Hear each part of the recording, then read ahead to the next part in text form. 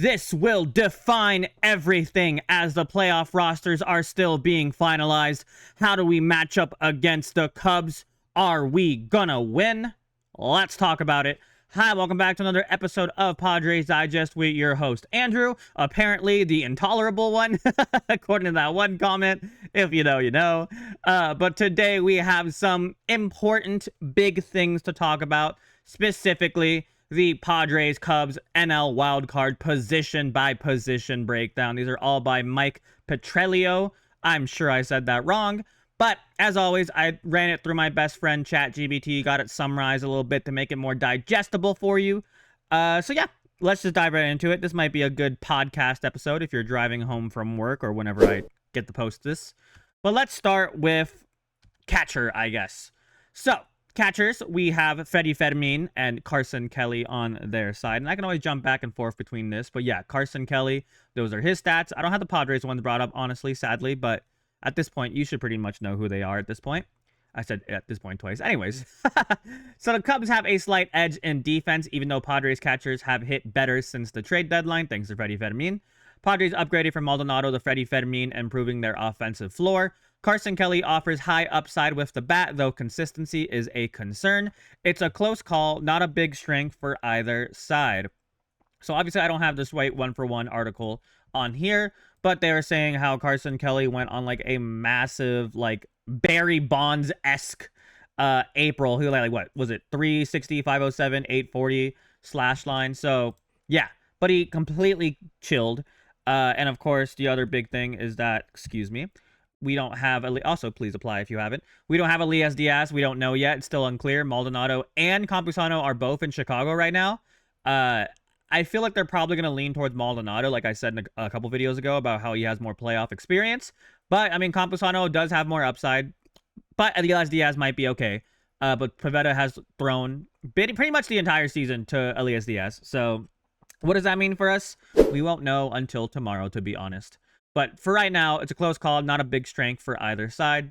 But I think they'll give it to the Cubs, to be honest. First base, with Bogaerts back, Arraez likely returns to first for the San Diego Padres. For San Diego, that's fine too, because he played second for a little bit, but he'll probably go back to first. Arraez has elite contact skills, but his overall season was one of his weakest. Michael Busch for the Cubs has more power, better OPS, and more range defensively. Cubs get the edge due to Busch's upside and defensive profile. And this year, Michael Busch, 34 home runs, 90 RBIs. He has the slug that we do not have. As you can tell, 523 slug, 866 on base plus slugging. So, yeah, I mean, I'm not going to argue with that, to be honest. I like Arraez. I know we've bagged on Arraez a lot on this channel, and by we, I mean me. But let's just say that right now our contact's not really our problem. Slug is our problem, even though we've been hitting really well recently with slug. So I'm hoping that continues. But we'll have to see, right? But I still think, in my opinion, and I agree, that Busch is a little bit better, right? Just a little bit better. Second base, we got Nico Hoerner for the Cubs, who delivers above average bat, 30 steals, and elite defense. Jake Cronenworth, who is having a rebound year, but is a weaker defender. Still very good, I want to be clear. Still very good on defense. Actually has improved on defense. But yeah, Nico Hoerner is like one of the best defensive second basemen in the game. So no major gap in offense, but Cubs lead thanks to defensive stability. And as we can see from here, only 7 home runs, 61 RBIs. So Cronenworth does have more slug, but his average is not as good. His average is like 250, I think. So, yeah, I mean, 297, definitely better. But, you know, I will say, though, and I do want to bring this up real quick as well. Not that one. I thought I had one. Did I not have it? Oh, no, I don't have it. Dang it. Well, basically, it was saying that Cronenworth has looked better this year, even though, like, at first glance, people don't think he did. I am, of course, of that boat where I think Cronenworth has had an underrated year for this team. I know the stats don't look super sexy, but when you look beyond like the average and just home run numbers, like, and you dig deeper, like, you can see he's had a pretty A-okay year, to be honest. After second base, we'll move on to shortstop if Bogaerts is healthy, which he has seemed to be healthy. I mean, he just had like a massive home run the other day. So, in my massive, I mean like really far. He may offset the prior Arraez Cronenworth middle infield combo. Bogaerts and Dansby Swanson have nearly identical offensive output in 2025. Swanson has the longer reputation for defense, though in 2025, the metrics favor Bogaerts a bit. So, a lot. So, lean the Cubs here, but it's razor thin. Yeah, I mean, Swanson's kind of been there done that, but I don't know. I mean, obviously Bogaerts has too, so I can't really say that. But I don't know. Honestly, yeah, I think it's pretty thin, evenly thin. Whatever, you know what I mean. But yeah, Dansby Swanson, 24 home runs, which is more than Bogaerts. How many did Bogaerts have, actually? You know, I should have brought the stats up, but I completely ran out of these graphic spaces. So maybe I can put it on an image, but I'll just bring it up on this side. Give me a sec. I'll bring it up on my side. You just got to trust me. Okay, we're back. So let's see. Bogaerts has 11 home runs. Obviously not 24, whatever he had. What did he have? 24, yeah. 90, nope, where'd it go? 53 RBIs. So again, not super close. RBIs kind of, but average-wise, 263. He was hitting 244, so his average is better. And of course, I'm pretty sure Bogaerts missed more time than Swanson.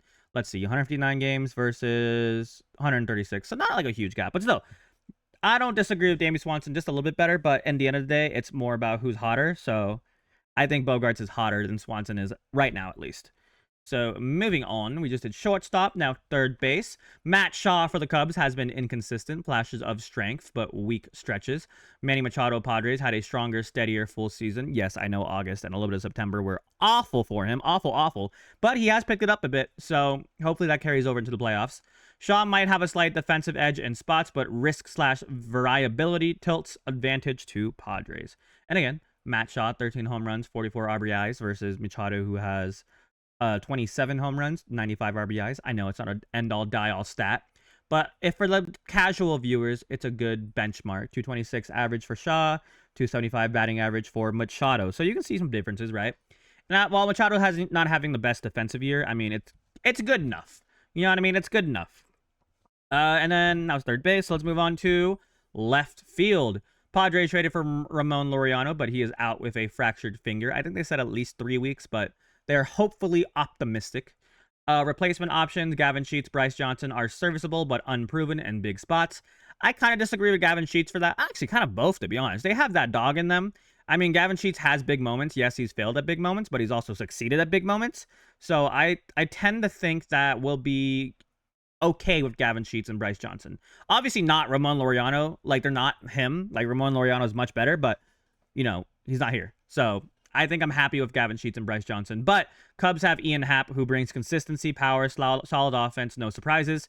Cubs get the edge by default given Padres' disruption. And I mean, yeah, Ian Happ's I don't want to say a household name, but if you know ball, you know Ian Happ. Let's put it that way, right? 23 home runs, 79 RBIs, 243 batting average, OPS 762. So, yeah, I mean, he's a good player. It's simple as that. He's a good player. Not that Sheets and, again, Bryce Johnson aren't, but, you know, it's not Ramon Laureano. Let's put it that way. PCA, who dominated the first half, then tanked the second half. Jackson Merrill, who struggled early with injuries, but has been excellent since his return. Merrill's recent hot stretch and momentum give Padres a slight edge. That might piss some people off, but honestly, PCA kind of tanked, right? I mean, look at the stats. Really good, right? But if I had the splits brought up, which I don't, they're not great, right? I mean, Jackson Merrill finished the year with, 16 home runs? Yeah, 16 home runs, 67 RBIs, and a 264 batting average. So he has better batting average than PCA, but his OPS, I'm assuming, is lower. Let me find it. Boo, boo, boo, boo. 774 versus 768. Oh, actually, it's not. Interesting. Okay, but either way, I like Jackson Merrill more than PCA, at least for right now. We'll see what kind of version of PCA we get. Hopefully, not the good version. Hopefully not the good version. Next one on the right field, Kyle Tucker has missed most of September. Questionable if he's fielding ready. Cubs may play Seiya Suzuki or utility options. Suzuki had a strong first half, but slumped later. Tatis Jr., you know who he is, out-hit Suzuki in the second half, adding confidence to Padres' upside. Padres get the advantage if Tucker is unusable. Otherwise, it's complicated. So yeah, I mean, Kyle Tucker was one of the best players in the game for a while. And then, you know, stuff happened, kind of like PCA, stuff happened. But he's still a good player, right? 22 home runs, 73 RBIs. Seiya Suzuki is real good. I mean, 32 home runs, 103 RBIs, 245 average isn't like horrible, isn't great, it's fine. But the 804 OPS is something we should be afraid of. So, yeah, he's good, right? But, I mean, Tatis Jr. is a generational talent. He's hot right now. Yes, I mean, if you looked at the baseline stats, you might want to say that Seiya Suzuki had a better year than Tatis. But Tatis, 100%, billion%, trillion% better on defense. And I think he's hotter than Suzuki right now. in looks and and in play. So yeah, I agree. I like Tatis more. Am I biased? Absolutely. But I think I've been pretty fair with the other ones too, like Swanson over Bogaerts and all that.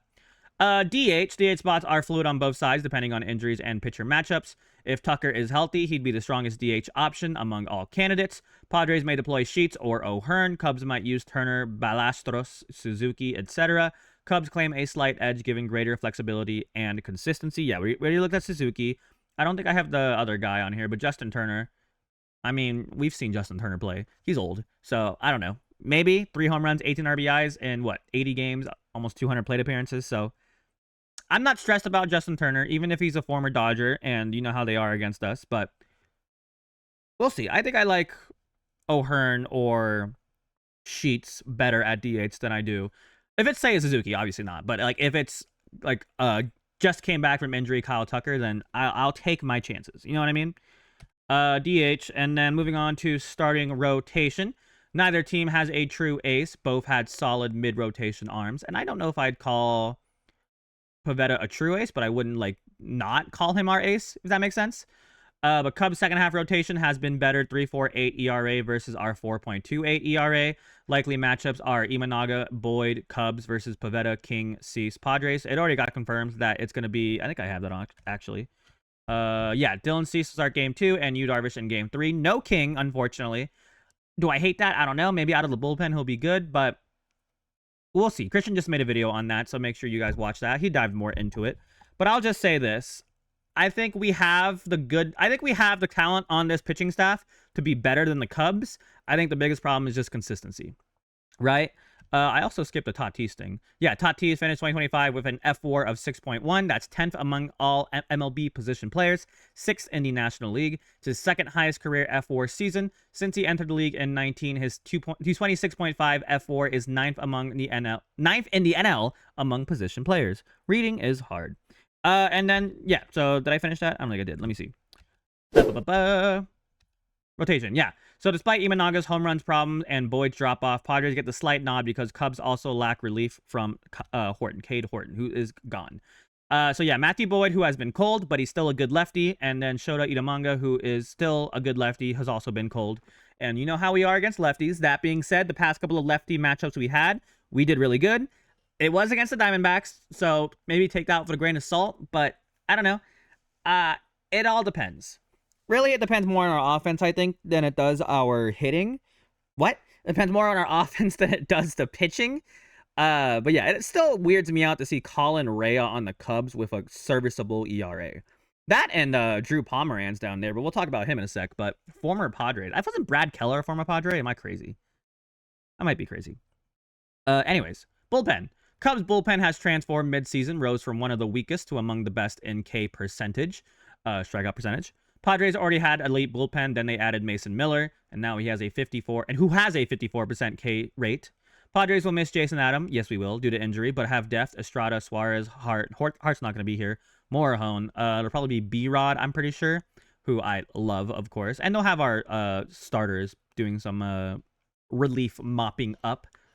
Edge, Padres, bullpen might be their biggest difference in the series. Yeah, I mean, I was seeing stuff on MLB Network about how we got to let Mason Miller just, like, play a couple innings, like 3 innings at some point. Like, I don't want to blow Mason Miller out, like, already, but, like, it is the playoffs, and, you know, fight. You know what I mean? Go all out. But yeah, I mean, their closer is pretty good. 22 saves. Obviously, we had 40, so better, but, I mean, their closer is nothing to scoff at. Brad Keller, Thielbar, I don't even know the name. Pomeranz. Drew Pomeranz, why are you good now? Like, what happened? Like, you used to be good, then you sucked for us, then you got rid of everybody, and then now you're just good. Like, what? Anyways, Ryan Presley, who was supposed to be good, sucks. So, we'll see. We'll see. But it is honestly a very, very even matchup, right? This is what they were saying on the picture. I don't want to spoil it, but I kind of did low-key. But it's relatively even. What it's going to come down to is consistency on our side, and if we can get a lead, if our bullpen can secure the lead, right? So our goal is to score at least 4 runs a game, I think, and let our pitchers do what they gotta, have our defense be solid, and then bullpen just shut things down. That's the biggest and I don't want to say easiest path, but the most solid solution to winning this series. We're going to be playing away. We play worse at away than we do at home, but I think we're the hotter team. I don't know what the Cubs' last couple games record was, but I know that the Padres are good. That's what I know. I could look that up, but I won't. That's fine. So yeah, let me know what you guys think. How do you feel? Do you agree with these matchups? Do you think this player's better? Do you think that player's better? Let me know your matchups. What's your keys to success here? What do you think needs to happen? What do you think? Who do you think? English. Who do you think needs to step up? Give me like everything you want to give me. I'm so curious to hear what you guys think. But yeah, thank you guys so much for watching. Have a fantastic rest of your day. I'm going to be so stressed out tomorrow, 12:08 tomorrow. Check it out, ESPN. I hate ESPN. I wish it wasn't. But anyways, check it out. I'm stressed out already. I'm terrified. Go baseball. Woo! Go Padres. Okay, goodbye. Thank you for watching. Goodbye.